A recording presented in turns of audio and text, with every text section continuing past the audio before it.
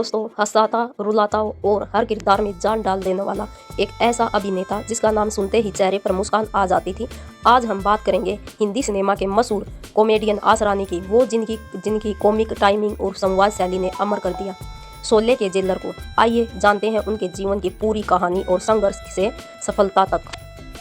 दोस्तों, आपको पता होगा, दिग्गज अभिनेता और कॉमेडियन गोवर्धन आसरानी का निधन 20 अक्टूबर 2025 को हुआ।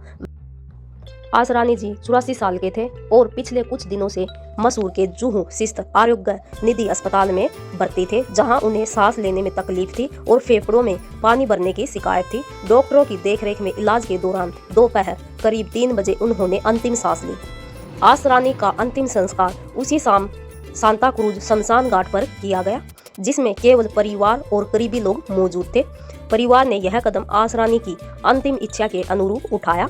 उन्होंने अपनी पत्नी मंजू बंसल से कहा था कि उनकी मृत्यु के बाद सब कुछ शांति से और सीमित लोगों के बीच होना चाहिए। उनके निधन की सूचना दिवाली की शाम मिली, जिससे पूरी फिल्म इंडस्ट्री शोक में डूब गई। आसरानी ने अपने कैरियर में 350 से अधिक फिल्मों में काम किया और वह अपनी प्रसिद्ध कॉमिक टाइमिंग के लिए जाने जाते थे। खासकर शोले में उनके मशहूर जेलर के किरदार ने उन्हें अमर कर दिया। पहले भी दोस्तों, जुलाई 2025 में सोशल मीडिया पर आसरानी के निधन की एक फर्जी खबर तेजी से फैली थी, जो बाद में पूरी तरह झूठ साबित हुई थी। और कई अन्य फैक्ट चेक प्लेटफॉर्म ने यह भी बताया कि आसरानी जी उस समय बिल्कुल स्वस्थ थे और जीवित हैं। फेसबुक और दोस्तों ट्विटर पर भी कई पोस्ट में कहा गया कि वह नहीं रहे, लेकिन बाद में उनके दोस्तों ने इन अफवाहों का खंडन किया था।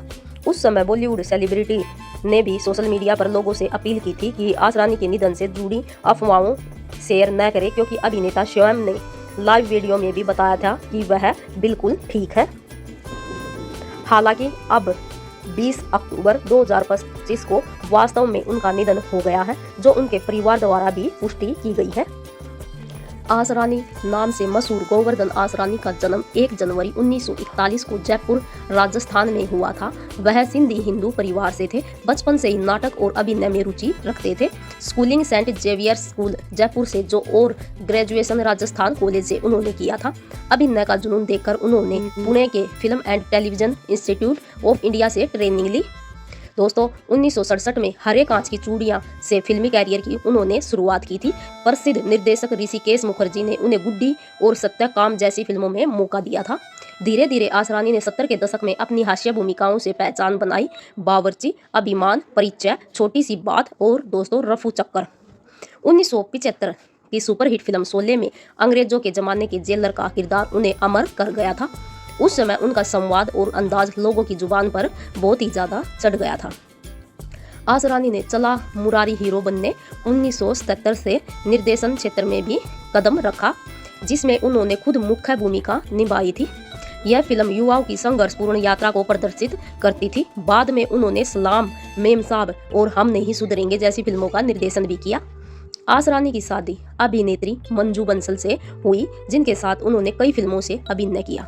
निजी जीवन में आसरानी सदैव सरल और अनुशासित इंसान माने गए।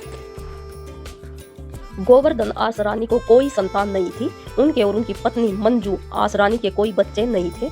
आसरानी और उनकी पत्नी मंजू बंसल की अपनी कोई संतान दोस्तों नहीं है। आसरानी के जाने के बाद परिवार में अब सिर्फ उनकी पत्नी और एक बहन और एक भतीजा बचे हैं। आसरानी अपने पीछे एक छोटा लेकिन मजबूत परिवार छोड़ गए हैं, जिनमें उनकी पत्नी मंजू आसरानी सबसे प्रमुख है। आसरानी और मंजू की शादी को 50 साल से ज्यादा बीत गए हैं। उनकी शादी इंडस्ट्री की सबसे मजबूत और स्थिर जोड़ियों में से एक मानी जाती थी। मंजू आसरानी हमेशा उनके कैरियर और निजी जीवन की सबसे बड़ी सहारा रही। इस मुश्किल घड़ी में वही परिवार की केंद्रीय बिंदु है। मीडिया से दूर रहने वाली मंजू ने हमेशा आसरानी के पीछे रहकर उनका साथ दिया। मंजू 1970 और 80 के दशक में सक्रिय अभिनेत्री मंजू से उनकी मुलाकात फिल्म आज की ताजा खबर और नमक हराम के सेट पर हुई थी। सिनेमा प्रेमियों उन्हें करीब लाया और जल्द ही शादी हो गई, लेकिन आसरानी के संघर्षों में उनका साथ अटूट रहा। कपल ने मिलकर कई फिल्मों में काम किया, जैसे तपस्या, चांदी सोना, जाने बाहर, नालायक, सरकारी मेहमान, नारद विवाह और चोर सिपाही। आज की ताजा खबर में आसरानी के चंपक भूमिया रोल के लिए उन्हें film fair best comedian award भी मिला, जहां मंजू ने केसरी देसाई का किरदार भी निभाया। दोस्तों, आसरानी और मंजू की संतान है या नहीं है, इस पर ये साफ नहीं बताया गया, क्योंकि कुछ लोग कहते हैं कि कपल के बच्चे नहीं हैं, वहीं कुछ का दावा है कि कपल का एक बेटा है, नवीन आसरानी, जो अहमदाबाद में डेंटिस्ट है। इस वजह से उनका पारिवारिक दायरा छोटा था लेकिन गहरा था। ऐसा भी कहा जाता है कि उनकी एक बहन और उनके भांजे उनके करीबी परिवार में शामिल थे। यह भांजा ही उनके अंतिम संस्कार के वक्त मुख्य रूप से मौजूद था। आसरानी हमेशा कहते थे कि परिवार का मतलब रिश्तों की गहराई है। 80 और 90 में वे मुकद्दर का सिकंदर, चुपके चुपके, आँखियों से गोली मारे, धमाल, भूल Bhulaiyaa, welcome, all the best जैसी फिल्मों में नजर आए। 350 से अधिक फिल्मों में उन्होंने काम किया था। 20 अक्टूबर 2025 को 84 साल की आयु में उन्होंने मुंबई के आरोग्य निधि अस्पताल में अंतिम सांस ली। आसरानी की जिंदा दिली संवाद शैली और कॉमिक टाइमिंग उन्हें हमेशा दर्शकों के दिलों में अमर रखेगी।